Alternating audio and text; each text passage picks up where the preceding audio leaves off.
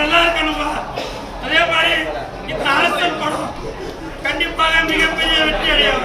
ஏன்னா என் தலைவன் சிலம்பரசன் அவர்கள் வட சென்னை அங்க உள்ள மக்கள் எப்படி பேசுவாங்களோ அதே மாதிரி வசனத்தை பேசியிருக்கிறாரு. ஒரு புதுமையா இருக்கு. உண்மையிலேயே இது ஒரு மாபெரும் வெற்றியாக இந்த படம் அமையும். அனிருத் மியூசிக் என் தலைவன் எஸ்ஆர் அவர்கள் அல்வால கையில எடுத்து நடந்து வரும்போது அவ்வளவு வெறித்தனமான மியூசிக் போட்டிருக்காரு. உண்மையிலே சொல்றேன் அனிருத் தம்பி, நீங்களும் என்னோட வயசுல சின்னவங்க. என் தலைவன் எஸ்ஆருக்கு இந்த படம் மிகப்பெரிய ஒரு ஹிட்ட கொடுங்க.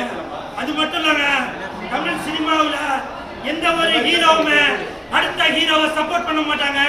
இந்த படத்துல என் தலைவன் எஸ்ஆர் அவர்கள் நீங்களா நடிச்சிட்டு இருப்பீங்கல்ல, சிம்புக்கு தனுஷ் தான் எதிரி, அவர் கூட தான் சண்டை போட்டுட்டு இருக்காரு, அவர் தான் போட்டியாளர் அப்படின்னு சொல்லிட்டு இருக்கீங்கல்ல. என் தலைவன் சிலம்பரசன் அவர்கள் அவருடைய நண்பன் தனுஷ் அவர்களை ஒரு வார்த்தையில சொல்றாரு, தனுஷ் அவர்களை நடிக்க வைங்க, அவர் நல்லா நடிப்பாரு அப்படின்னு சப்போர்ட் பண்றாங்க. இதுதாங்க உண்மையான நட்பு அப்படின்றது.